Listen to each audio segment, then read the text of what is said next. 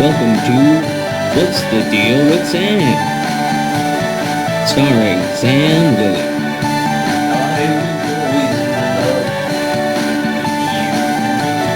Join Sam as he discusses a wide variety of topics.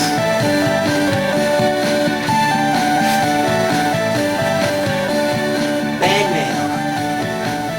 Now Thank let's you. start the show. Thank you.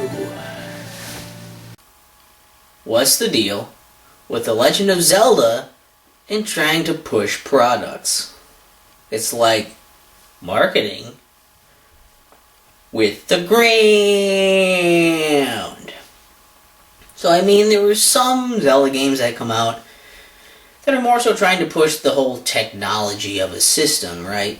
I mean, any new Zelda game for a platform, like Twilight Princess was trying to push the Wii in general.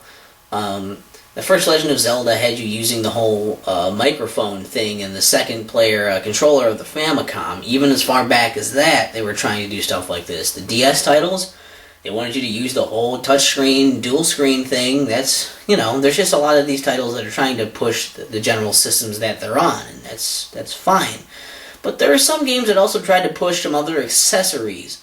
And I think it's interesting how they've used, Nintendo has used the Legend of Zelda to try and push some of those products, and the way that they've been pretty reserved about some of them as well, rather than making it a necessity. So let's just look at a few of these. And sorry for the jump cuts, because I'm weird today. Well, it took a while for the whole marketing thing to really take off, for them to start really trying to push this stuff. But I think it kind of started around Ocarina of Time, and which is around the same time as Link's Awakening DX. In Ocarina of Time, there's the whole Stone of Agony thing that you can find, which will allow you to then use a rumble pack, and it will rumble when you're walking around secrets once you have that stone in-game. And that's a neat idea, I suppose, trying to give the rumble pack some kind of use and pushing it, but I mean, do you really need the rumble pack for that? Couldn't you just kind of try to find them and feel them out yourself? And most of that stuff is missable for a reason. It's not really necessary for completing the game. Most of the stuff that you need to find or actual important secrets are going to be either more well marked or, marked in a different way than just running over a random patch of ground, being like, oh yeah, there's a secret here. Pop a bomb. It's both cool and weird at the same time, so take that as you will.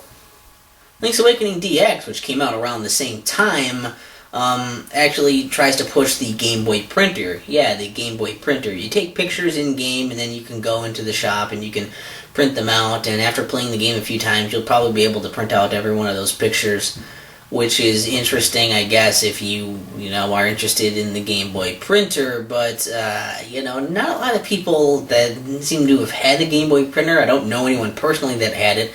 I've never actually even seen one, in person either, so I don't really know what a Game Boy printer looks like, how well it works, what it would require for upkeep and getting ink for it and everything. I don't know, it just seems like a weird thing to push, and while the picture thing is still kind of a neat, you can collect these things still, even if you don't have a printer, right? You can still try to get those pictures, I suppose. That's an interesting little thing. But you can't collect them all in one run, and there's not really much point to doing it because it's really just there so you can print things out with your Game Boy printer that you purchased. And, aren't you glad you got one of those? Then, of course, there are the Oracle's games, Oracle of Ages and Oracle of Seasons, which were made to be, played in either order, so one could be the sequel to the other, and so you could connect the two. And you can use the whole Game Link cable thing. That's what it was. The Game Boy Game Link cable was kind of designed so... Basically, they wanted to put these games so you could do things like trade rings between the games and trade secrets and have these different little passwords and stuff, and have linked games so that you could play an extra bit and do some extra things in each game if you had that connectivity. But I will say that these games were actually really cool in that they also had a password system, so you didn't have to have that connection. You didn't have to have a Game Link cable to do these things. I think I think pretty much everything, you didn't need to have that Game Link cable to do it with it. You could just do it with passwords instead, which, that's pretty cool. But it's definitely was trying to make it simpler by just being like, oh, you can put in all these weird passwords you have to write down and have weird symbols and stuff. Or you could just get the Game Boy Game Link cable, or maybe you still already have that from Pokemon, not that anyone ever bought that game, and you can use it here, because this is another thing for you to use it for. And boy, aren't you glad that you got your Game Link cable. This is definitely not spliced in later. There's also the thing in Oracle of Ages and Oracle of Seasons with the Game Boy Advance. So if you play these games on the Game Boy Advance, it will open up, or I guess just make a shop magically appear in a certain spot in each game called the Advance Shop. And basically there's just a few items that you can buy in that shop. And they're pretty expensive, but they're nice things to get. It's an easy place to get, say, an extra seed. I think there's usually some other kind of item in there. And then there's a ring. And each game has its own ring.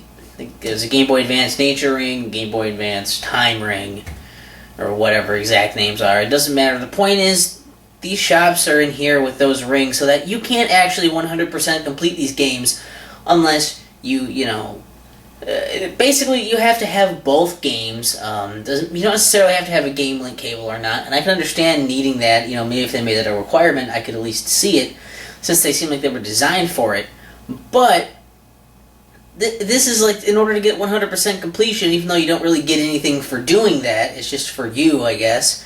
You need to have both games, and you need to have a Game Boy Advance. I mean, that's kind of a lot, isn't it? To buy both of these games, to do the linked game bullshit with all these passwords, and to have them on a Game Boy Advance. Why is that necessary to get 100% completion? I mean, these are Game Boy Color games. Why should you need a Game Boy Advance? That'd be like putting a DVD, in your DVD player, and then it's like, oh, you want to access these special features? Well, you gotta play it in a Blu-ray player. With the ground. Then, of course, there's also the port of A Link to the Past on Game Boy Advance, which also has this little extra bit called Four Swords. And this basically has it so you can use the Game Boy Advance link cable to link up other people with the game, or possibly without the game. Some games let you do that. I don't know if this one did or not. And you could play a multiplayer game with other people, with up to 4 players, which is kind of, is an interesting idea for a Zelda game. But let's not pretend like it wasn't just an excuse to sell more copies, more systems, and really try to push an extra cable that was probably even less useful than the Game Boy's Game Link cable. I mean, if we're honest with ourselves, I think we can admit that either we never had a Game Boy Advance link cable, or at the very least, we never even wanted one. Never. And speaking of Four Swords, of course there's the Four Swords Adventures for the GameCube.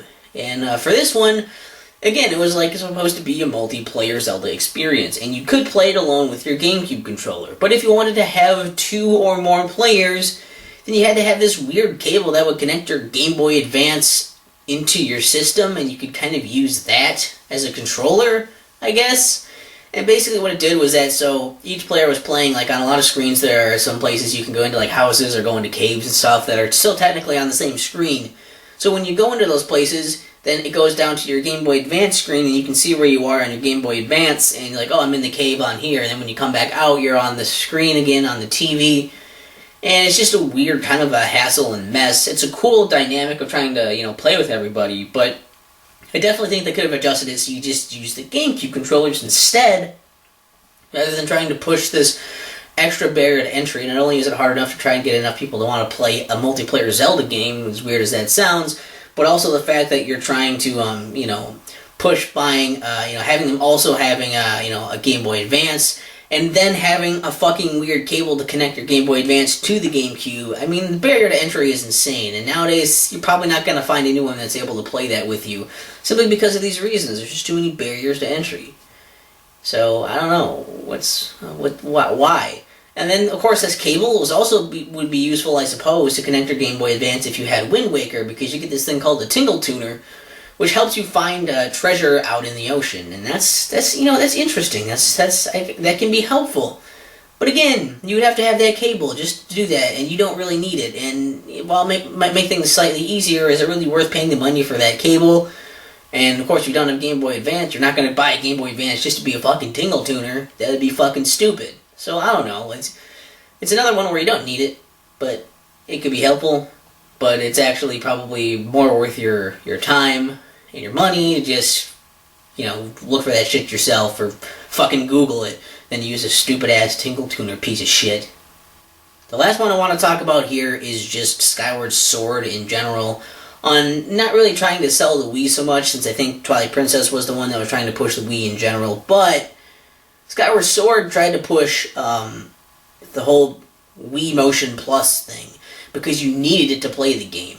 And it works pretty well with the game, it has that nice, there's a lot more one-to-one with your movements, and it works a lot more smoothly, but I don't know, it's good. I would say that overall it's probably good. It just kind of sucks that you have to pay that extra bit if you don't already have Wii Motion Plus just to play this fucking game. But, it's a decent way to try and push that, so I don't know. You can go either way on that. I don't know if you might not even necessarily need it for the game. I don't know if it tries to detect that in your controller or not, but I've only ever played it with that, so I assume that's how you're supposed to play it since it came packaged with the fucking thing. Am I right? I am right. Well, that's all the shit I had to talk about, As I said, a lot of the stuff is just made to make your systems look good. That's why I didn't mention some stuff. If I missed any, cool accessories that were supposed to be kind of geared towards the Legend of Zelda stuff, you can tell me that in the comments if you want to, or don't, if you don't want to. I thought it was kind of interesting, and it kind of fit in with Zelda Month, and, I'd already been doing these reviews, and I've been doing the whole ASMR videos, I've been doing the top 10s. So I figured just throwing in, one or two of these little What's the Deal with Sam episodes might make you guys feel a little more at home. A little more satisfied. So that was all I had to say about that. And, what's the deal with Zelda Month? It's like the best month ever.